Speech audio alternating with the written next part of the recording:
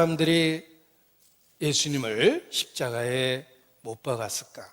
그 이유를 예수께서 분명하게 말씀하십니다. 자기 하는 것을 알지 못함이니이다. 알지 못했기 때문에 하나님의 아들을 십자가에 못 박은 것입니다. 최고의 비극은 알지 못하는 것, 곧 무지에서 출발합니다. 비극은 항상 무지, 알지 못하는 것을 때문에 시작하는 것입니다. 인생의 최고의 비극도 하나님을 알지 못하는 것에서 시작됩니다. 출애굽의 역사를 읽어보면 바로는 10가지 재앙을 당하고 마침내 장자를 잃어버립니다.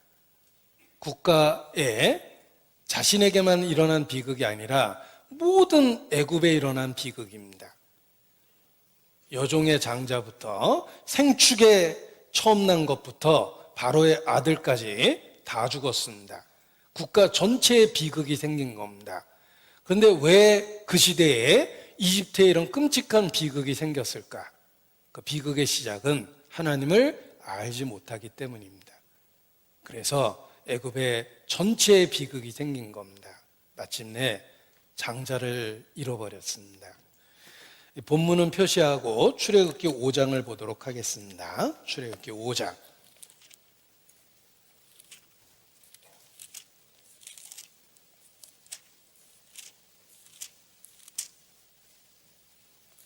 출애굽기 5장 2절입니다.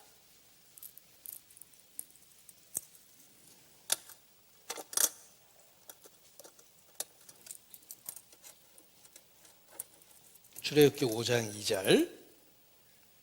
바로가 가로되 여호와가 누구간데 내가 그 말을 듣고 이스라엘을 보내겠느냐? 나는 여호와를 알지 못하니 이스라엘도 보내지 아니하리라. 하나님의 명령을 정면으로 거부한 겁니다.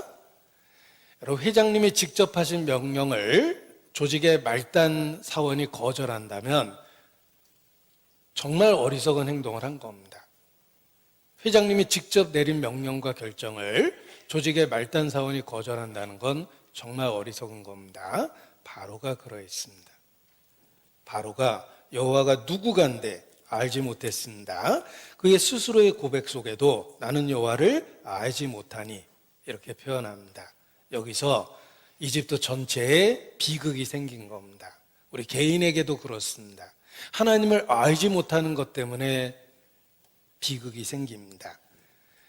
예수님을 십자가에 못 박은 사람들, 어떻게 그런 일이 생깁니까? 알지 못했기 때문입니다. 무지가 비극의 원인이라는 거 아셔야 됩니다. 고린도전서 2장 8절입니다. 고린도전서 2장 8절.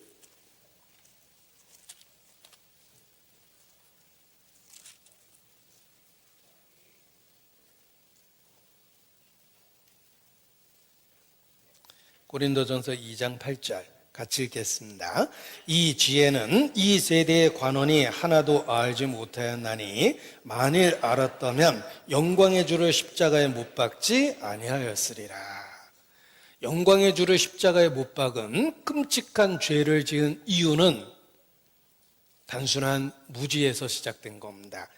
알지 못했기 때문에 그들이 영광의 주를 십자가에 못 박았습니다. 사도행전 13장입니다. 사도행전 13장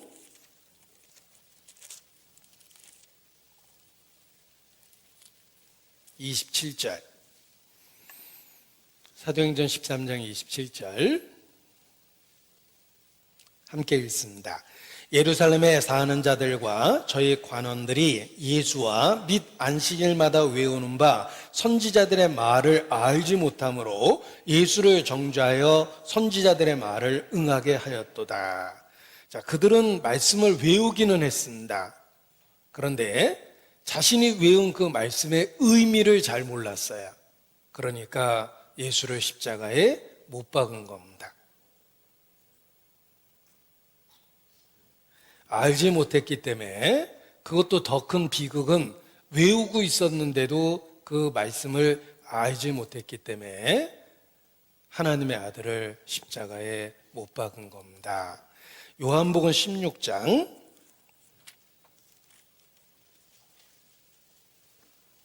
2절 3절입니다. 요한복음 16장 2절 3절 또 함께 읽겠습니다. 사람들이 너희를 추뢰할 뿐 아니라 때가 이르면 물은 너희를 죽이는 자가 생각하기를 이것이 하나님을 섬기는 예라 하리라. 저희가 이런 일을 할 것은 아버지와 나를 알지 못함이라.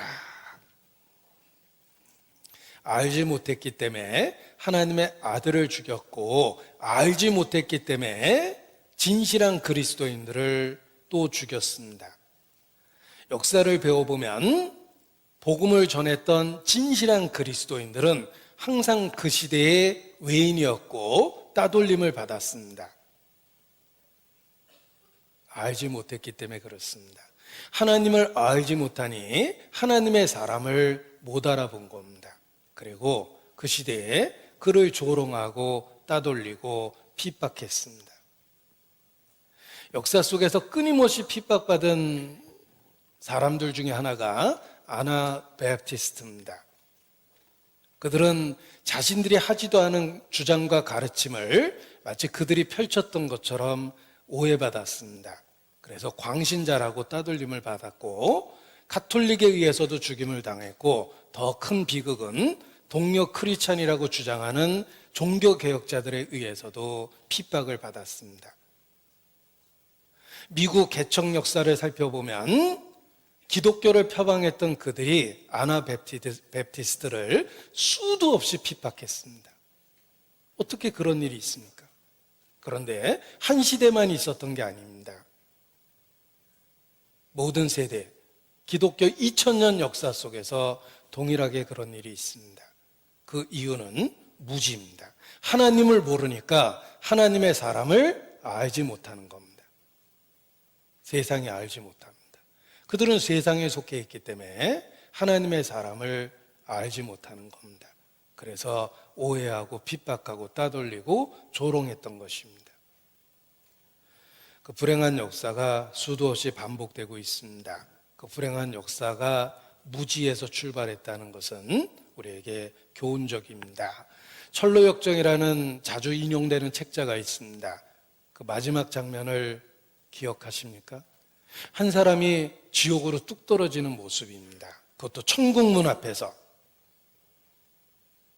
세상 앞에서 지옥으로 떨어진 게 아니라 천국 문 앞에 와서 지옥으로 뚝 떨어집니다.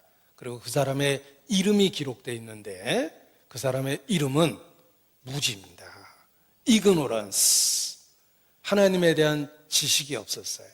무지가 비극의 원인이요 멸망의 원인입니다. 그러므로 우리가 여호와를 알자, 힘써 여호와를 알자. 호세아 선지자도 그 시대의 이스라엘 사람들에게 외쳤습니다. 우리도 마찬가지입니다. 우리가 동일한 실수를 하지 않기 위해서 알아야 됩니다. 무지에서 벗어나야 됩니다. 그리스도인에게 최고의 원수는 무지입니다. 모르면 하나님을 대적하면서도 하나님과 원수되어 있으면서도 자신의 그 상태에 대한 깨달음이 없습니다. 무지가 비극의 원인이라는 것을 알고 교훈을 받아야 됩니다. 저희는 자기 하는 것을 알지 못하나이다. 우리가 그러했습니다. 우리는 알지 못했습니다. 하나님에 대해서 알지 못했습니다. 우리 자신에 대해서도 알지 못했습니다. 예수님이 누구신지 잘 몰랐습니다. 예수님이 무슨 일을 하셨는지도 전혀 알지 못했습니다. 우리 자신이 무지했어요. 그 무지가 우리 삶의 비극을 만들어낸 것입니다. 지금도 세상이 기독교에 대해서 하는 그 논리를 들여다보면 하나님에 대해서 철저하게 무지하다 이런 생각이 듭니다. 파편적인 지식을 갖고 기독교를 비난하고 감히 하나님의 성품을 공격합니다. 그의 신실하심을 공격합니다. 파편적이고 부분적인 지식만을 갖고 그걸 절대적 기준으로 여기고 감히 하나님의 성품을 공격하는 것입니다. 무지가 만들어낸 어리석음입니다.